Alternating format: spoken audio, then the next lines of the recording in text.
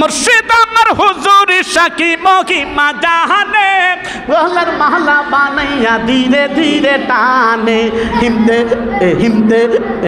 আচ্ছা এটা কোনো জিকির হইল? আমি এটাকে বলছি মুর্শিদ আমার হুজুর সাকি মহিমা জাহানে। ও আমি এটারে বলছি যারা বলছে তাহিরি বন্ড মুরাদ, যে বলছে এদেরকে মুরাদ হইল বন্ড বাইরে সবাই তারে চিহিনে, তাহিরি বন্ড বাইরে সবাই তারে চিহিনে, বন্ডামি কইরা তারা নিজের দিকে টানে ডিম দে এ ডিম দে এ ডিম দে, ঠিক কিনা বলে? দেওয়ান বাগির কাছে যায় মুরিদ হবে, ঠিক কিনা বলে? আপনার সন্তান কুতুব বাগির কাছে যাবে, আপনার সন্তান যাবে রাজার বাগির কাছে, আপনার সন্তান বন্ডদের কাছে যাবে, কথা বলেন ঠিক কিনা? যেখানে যাওয়ার পরে শুধু ডুল বাজায় আর গান করে, আপনার সন্তান এই গান আর সামার নামে গান বাজনা করবে। আপনারা জেনে খুশি হবেন এবার শাহজালালের মাজারে উরুস হইছে, কোনো গান বাজনা করতে দেওয়া হয় নাই। বলেন না আলহামদুলিল্লাহ। গান বাজনা হালাল না হারাম? এত আসতে বললেন কেন? হালাল না হারাম? যারা গান বাজনার মাধ্যমে জাতিকে নিজের দিকে টানে, যারা গান বাজনার মাধ্যমে মুরিদকে ফানাফিল্লায় ডুব দেওয়ায়, আমি বলি তার দেমাগের মেঝে কুত্তায় পেশাব করে দিছে। এরও বেটা কুত্তা না বেটি কুত্তিয়ে গান বাজনা করা আর কি সুন্দর করে আমাদেরকে সবক দেয়। কত জাতের কি করে, যেমন হেরে 3টা কুত্তায় কামড়াইছে, এমন বন্ড আসেনি না নাই? মুর্শিদ আমার হুজুর সাকি মহিমা জাহানে গলার মালা বানাইয়া ধীরে ধীরে টানে হিমদে হিমদে। আচ্ছা এটা কোনো জিকির হইল? আমি এটাকে বলছি মুর্শিদ আমার হুজুর সাকি মহিমা জাহানে। ও আমি এটারে বলছি যারা বলছে তাহিরি বন্ড মুরাদ, যে বলছে এদেরকে মুরাদ হইল বন্ড বাইরে সবাই তারে চিহিনে, তাহিরি বন্ড বাইরে সবাই তারে চিহিনে, বন্ডামি কইরা তারা নিজের দিকে টানে ডিম দে এ ডিম দে এ ডিম দে, ঠিক কিনা বলে? আর পীর হইতে পারে না। আর কত কেল্লার নামে গান গায়, আর কি করে কুত্তায় কামড়াইছে, মুখেরে করে কি করে না করে, কয়দিন পরে ইলিম কালামের সাথে কোনো সম্পৃক্ত নাই, আমলের সাথে সম্পৃক্ত নাই, গাঁজা টানে, গাঁজা খা গাঁজার আসর। যেই পীরের দরবারে যত বড় আসর বসে সেই পীর তত বড় বুজুর্গ হয়। এগুলা বন্ডামি। এই বন্ডামি থেকে জাতিকে বাঁচাইতে হলে আপনার সন্তানকে আল্লাহর কোরআনের শিক্ষা দিতে হবে, ঠিক কিনা বলো? আল্লাহর দ্বীন শিক্ষা দিতে হবে, আল্লাহর কোরআনকে শিক্ষা দিতে হবে। আপনার সন্তানকে যদি আপনি আল্লাহর কোরআনকে শিক্ষা দেন, আপনার মেয়েকে যদি আপনি কোরআন শিক্ষা দেন, তাহলে দেখেন না ভার্সিটিতে, জগন্নাথ ভার্সিটি, ঢাকা বিশ্ববিদ্যালয়ে লেখাপড়া করে পতিতালয়ে দেহ ব্যবসার লাইসেন্স চায়।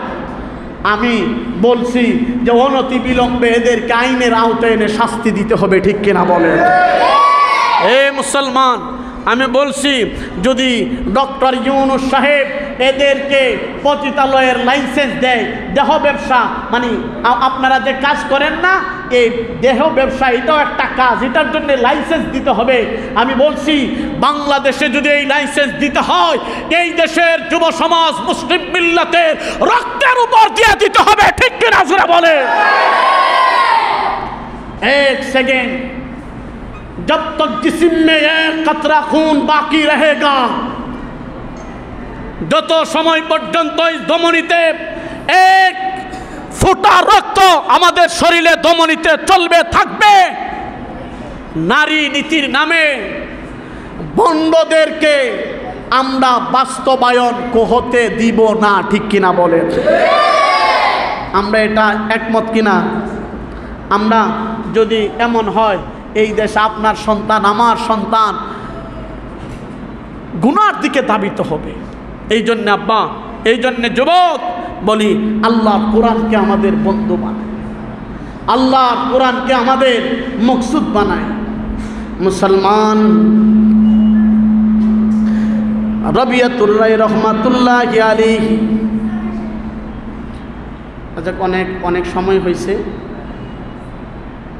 অনেক সময় হয়ে গেছে, থাক, আল্লাহ যদি শেষ করে, অনেকটা হয়েছে। এই জন্যে কোরআন শিখাবো, কোরআন শিখাবো।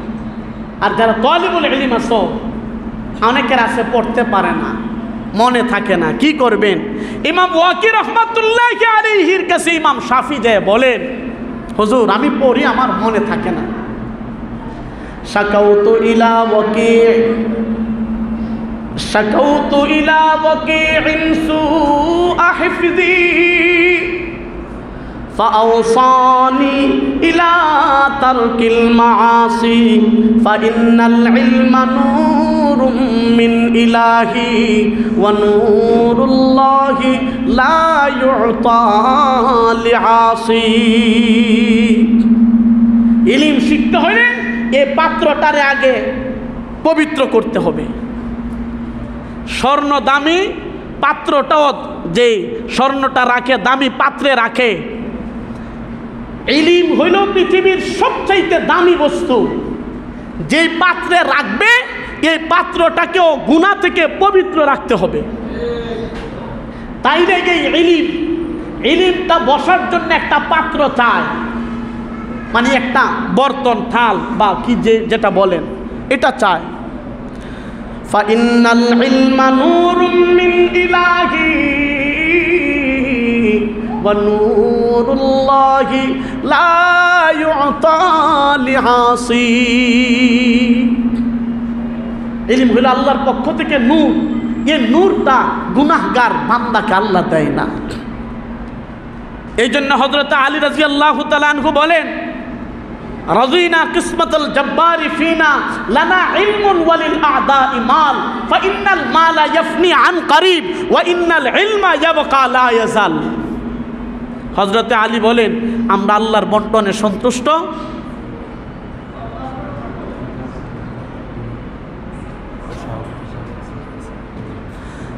হযরত আলী বলেন আল্লাহর বন্টনে আমরা সন্তুষ্ট। তার কারণ হইল আল্লাহ পাক আমাদেরকে দিয়েছেন ইলম, আর কাফির মুশরিকদের দিয়েছেন ধন দৌলত।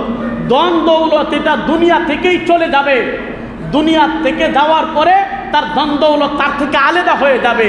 আর ইলম এমন একটা জিনিস দুনিয়াতেও কাজে লাগবে, মরণের পরে এই ইলম আপনাকে সুপারিশ করে আল্লাহর জান্নাতের মালিক বানায় দেবে। আল্লাহ নবীজি বলেন ইযা বুযিয়াল মাইয়িতু আলা কবরিহি জাআল কুরআনু ইনদা রাসিহি। মুসলমান, আল্লাহর নবী সরওয়ারে দু আলম ডাক দিয়ে বলে, উম্মত, যেই মুসলমান আমি আল্লাহর কোরআনকে তেলাওয়াত করবে, আল্লাহর নবী বলেন, উম্মত জানো, আল্লাহর কোরআন তেলাওয়াত করার পরে আমার উম্মত যদি আল্লাহর কোরআনের সাথে সম্পৃক্ততা রাখে, সম্পর্ক রাখা, আমার উম্মত যদি দুনিয়া থেকে বিদায় হয়ে যায়, আল্লাহু আকবার, কবরে রাখার সাথে সাথে যা আল কোরআন ইনদা রাসিহি, তার মাথার পাশে আল্লাহর কোরআন কায়না দাঁড় করায় দিবে। এ কোরআন, আল্লাহু আকবার, ফেরেশতারা যখন জিজ্ঞেস করবে, ফেরেশতারা যখন প্রশ্ন করবে, বান্দারে আরামের ঘুম থেকে জাগানোর জন্য যখন জাগাবে, আমার বাইরা রে, আল্লাহর কোরআন তার মাথার সামনে এসে বলবে, এ ফেরেশতারা শুনো, আল্লাহর বান্দারে জাগায়ও না, আমার বন্ধুরে জাগাইস না, আরামের ঘুম ঘুমাইতে দাও। এ ফেরেশতারা শুনো, আমার বন্ধুরে জাগায়ও না, তার কষ্ট হবে, তার যত প্রশ্ন আছে আমি কোরআনকে করো, তার আরামের ঘুমে ঘুমাইতে দাও। আমি কোরআন তার পক্ষ থেকে তোমাদের যত প্রশ্ন আছে প্রশ্নের জবাব দিয়া দেই, বলেন সুবহানাল্লাহ। ইযা উযিয়াল মাইয়িতু আলা কবরিহি জাআল কুরআনু ইনদা রাসিহি। কোরআনের সাথে সম্পর্ক যে লাগায় মরণের পরে কোরআন তার সাথী হয়ে যায়। সুবহানাল্লাহ। এই জন্য বলেন যে কোরআনকে আমাদের বন্ধু বানানোর দরকার আছে না নাই? হে বাজান আওয়াজ করে বলেন আছে না নাই? বাজান রে, কোরআনের সাথে সম্পৃক্ততা আমাদের নাই, দুনিয়ার সাথে সম্পর্ক লাগায়া আমাদের জিন্দেগিটারে নাপাক করে ফেলছি। সংসার সংসার কইরা ববে গো, করলি না বন্দেগি,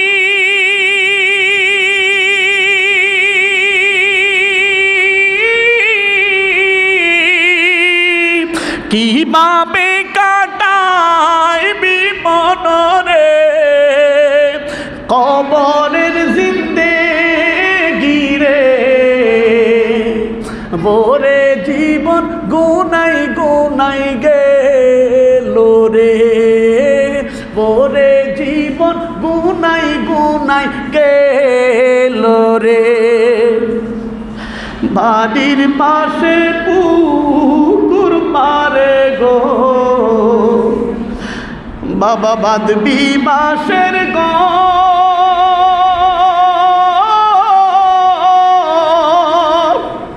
বায় নাই রে বাঁধব নাই রে, তোর কে লইবে খবর রে, বোরে জীবন গুনাই গুনাই গেল রে, বোরে জীবন গুনাই গুনাই গেল রে।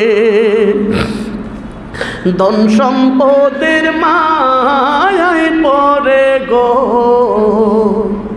ডাকলে না মওলা রে,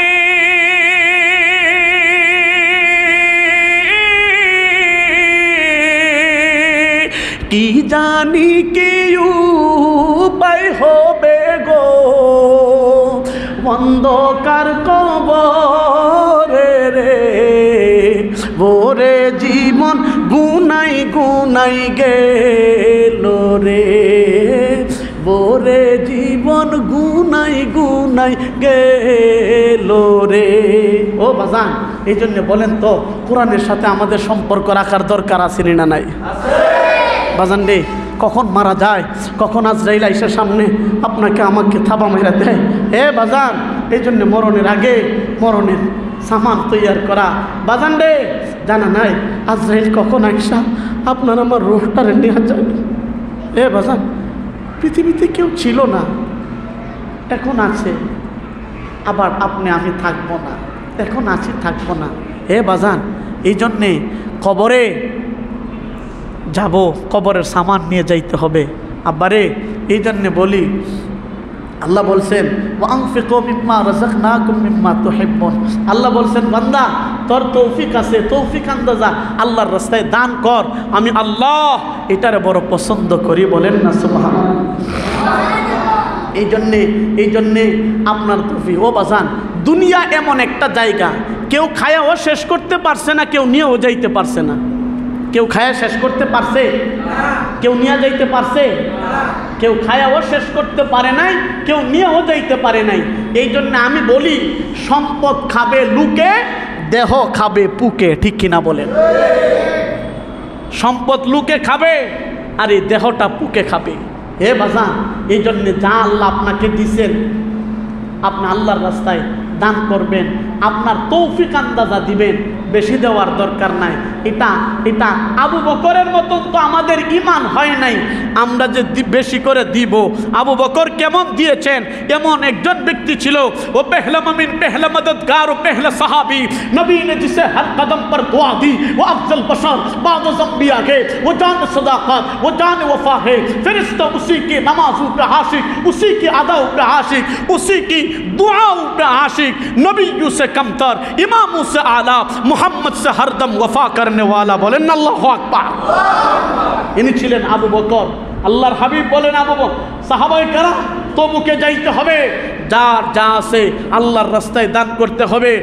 হযরতে ওমর বলে সব সময় আবু বকরের আমার আগে যায়, আজকে দেখবো কেমন করে যায়। হযরতে ওমর বলে যা আছে 2 ভাগ করে একটা ভাগ আল্লাহর হাবিবের কাছে না পেশ করে দিলাম। হযরতে আবু বকর বলেন আমার আসি কি আর যাবে কি।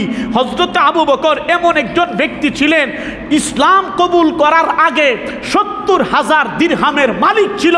যেদিন আল্লাহর হাবিবের কাছে হাত রেখে মুসলমান হয়ে গেছে, 70,000 দিরহাম আল্লাহর নবীর কাছে ইসলামের জন্য দান করে দিয়েছে।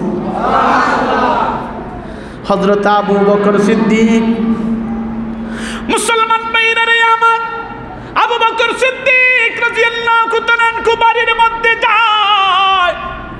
বাড়ির মধ্যে যায়া ঘরের মধ্যে যা কিছু আছে, আল্লাহু আকবার, হযরত আসমা রাদিয়াল্লাহু তাআলা আনহারে বলে মাগো যা কিছু আছে সব কিছু গাট্টি বেঁধে আমারে দিয়া দাও। আমার বাইরা রে, আল্লাহু আকবার, সুন্দর করে ডেক পাতিলা যা কিছু আছে, এমনকি তারিখের কিতাবের মধ্যে আসছে একটা সুই দেওয়ালের মধ্যে, বেড়ার মধ্যে, বেড়া বুঝেননি, বেড়ার মধ্যে, দেওয়ালের মধ্যে মানে ঘরের বেড়ার মধ্যে গেতা ছিল। এই সুইটা পর্যন্ত এই গাট্টিতে বস্তাতে ভরে হযরতে আবু বকর সিদ্দিক আল্লাহর নবীর দিকে রওনা দিয়ে দিছে। সুবহানাল্লাহ। মুসলমান আবু বকর সিদ্দিক রাদিয়াল্লাহু তাআলা আনহু আল্লাহর নবীর সামনে চলে গেছে। মুসলমান ভাইরা রে আমার, আল্লাহর নবী ডাক দিয়ে বলে সাহাবায়ে কেরাম শুনো, কে কি আনছো আল্লাহর দ্বীনের জন্য, কে কি আনছো আমার সামনে পেশ করো। হযরতে ওমর বলেন নবী গো যা কিছু ছিল 2টা ভাগ করে 1 ভাগ দ্বীনের জন্য দিয়া দিছি। আল্লাহু আকবার। হযরতে উসমান রাদিয়াল্লাহু তাআলা আনহু বলেন ও নবীজি যা কিছু ছিল আমি দিয়া দিছি। আল্লাহু আকবার, অর্ধেক দিয়া দিলাম। আল্লাহু আকবার। আলী বলেন আমিও অর্ধেক। হযরতে আবু বকরের পালা যখন আসছে, বাড়িতে যা কিছু ছিল বস্তাতে করে নবীজির সামনে পেশ করছে। নবীজির সামনে পেশ করে বলেন ইয়া রাসূলুল্লাহ যা কিছু ছিল সব কিছু আপনার সামনে পেশ করছি। নবীজি বলেন আবু বকর বাড়িতে কি রাইখা আসছো? হযরতে আবু বকর বলেন মাল দৌলত দেখে বিকি সব রাখ গিয়া মেরে লিয়ে, एक मुस्तफा मेरे लिए, एक खुदा मेरे लिए। बोलें अल्लाहु আকবার। ইয়া রাসূলুল্লাহ আপনি জিজ্ঞেস করেন কি রাইখা আসছি। ইয়া রাসূলুল্লাহ বাড়ি থেকে সব কিছু নিয়ে আসছি। আপনি জিজ্ঞেস করেন বাড়িতে কি রাইখা আসছি। বাড়িতে আপনি নবী আর আমার আল্লাহরে আমার বাড়িতে রাইখা আসছি। উনি ছিলেন আবু বকর। ও বাজান, আপনার আমার ইমান আপনার ইমান তো আবু বকরের মতো নয় যে সব কিছু দিয়া দিতে পারবো, আর সব কিছু দেওয়াও জায়েজ না। আপনি আবেগে সব কিছু দিয়া দিলেন, 2 দিন পরে আপনার 1500 টাকা লাগলো, আপনি পাচ্ছেন না, তখন ওইটা না 2 দিন আগে সব দিলাইছি আর ওখানে 1000 টাকা পাই না। ইমানের মধ্যে গলতি আসবে। এই জন্য বলি বাজান, আল্লাহ আপনার যা দিছে এই তৌফিক আন্দাজা আল্লাহর রাস্তায় দিবেন, এটা আল্লাহ পছন্দ করেন। নবীর তরিকা বলেন তো বাজান, আমরার তৌফিকে যা আছে দেওয়ার দরকার আছে না নাই? এত আস্তে জোরে বলেন না, আছে না নাই?